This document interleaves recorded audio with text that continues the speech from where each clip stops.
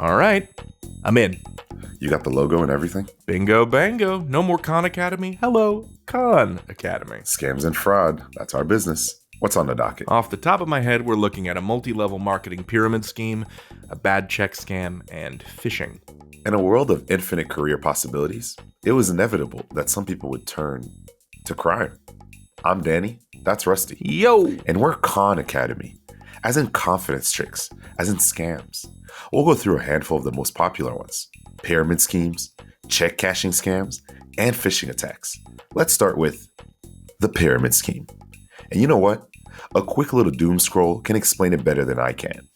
What's up, Poors? This is Crypto Carl coming to you live from the SS Diamond Hand, making that paper and stacking those Lambos. You wanna work like a simp? That's not very alpha of you. Passive income is the way to real wealth. Learn from your boy Carl by signing up for Shark School. Link in bio.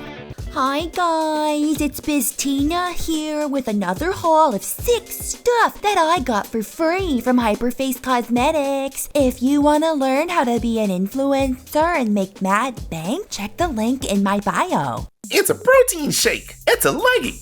It's FlexStar, and it'll make you rich and hot and yoked, baby. Become an affiliate by following the link in my bio. Sound familiar to you? Man, if I had a nickel for every time I saw one of these, I'd have like $40. And that's more than you'd make being a FlexStar affiliate. That's the real trick. They're not just selling stuff, they're selling a system. A system that looks like a business, but it's really just a con in a tracksuit. So all of those are pyramid schemes? Oh yeah, they dress it up with buzzwords. Entrepreneurship, passive income, social marketing. But it's the same old trick. Stack people underneath you, get them to pay you a percentage of their earnings, and ghost everyone before the foundation collapses. Okay, but how does it actually work? Let's take the crypto one. That one's slick. You start by buying a course, like $99 to learn the secrets of crypto, but it's nothing. It's on content. A bunch of videos telling you to stay positive, buy the dip, and post motivational quotes on social media. So now I'm in for $100 and I haven't made any money. That's when they invite you to invest $250 through their exclusive platform. Banks don't tell you about it. Your financial advisor doesn't want you to know about it. Totally private. Unbelievable returns on investment. Except it's not regulated. Because it's not real. So they just take your money? Not yet. First, they fake your balance. You log in and boom, your $250 magically turns into $3,000. Then they say, want to make even more money? Easy. Refer a friend. And if they refer people, you get a cut of that too. So why do they call it a pyramid scheme? That's the shape of the con. One person at the top, everyone else forming the base.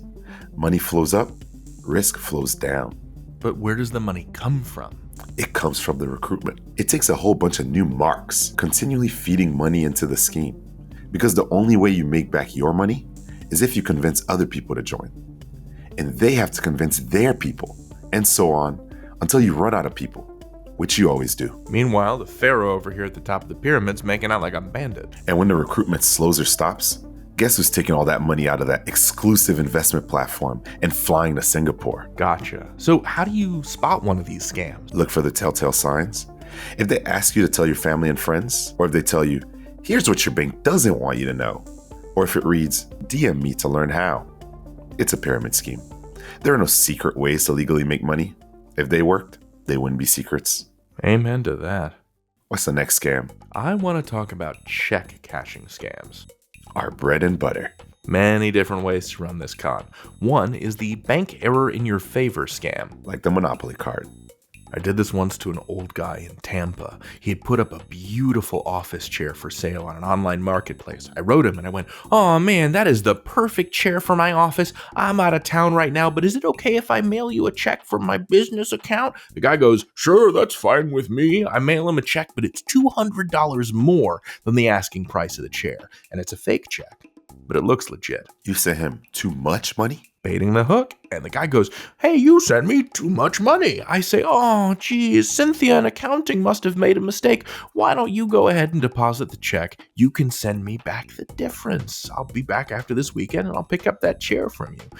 Guy goes, "Yeah, fair enough." And he deposits the check and sends me $200. The weekend comes and goes. I don't show up. The guy's bank tries to process the check and realizes it's not legit. The guy's bank reverses his deposit. So now he's paid you $200. Yeah, and all I did was send him a piece of paper that looked like a check. Now, a false sense of urgency is the trick here. Why is that? The bank will say, "Hey, that sounds suspicious. Why not void the check and have him send a new one?"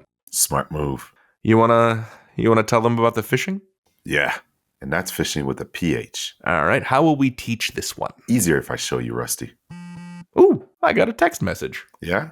Who's it from? Unknown number. What's it say?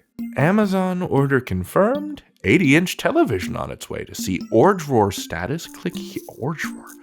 Click here, and then there's a link. You're going to want to open that link there. Am I? Oh, yeah. All right, it looks like just a standard Amazon page. Wants me to just log in with my email and password. So that looks like the standard login page, but it isn't. Enter your password. Why would I do that? Just do it. And now I've got them on my device. Got what? Your login information, your payment information. What about my 80-inch TV? There was no TV. Did you order one? No, but I thought I was maybe getting something cool by mistake. That's how they get you. It's called a phishing scam. And the goal is to get your login information. Because then I can get access to your credit card and order myself all the stuff I want. Devious. Yeah, change your passwords. But what's up with the typo? I think it said drawer. Yeah, that's pretty common.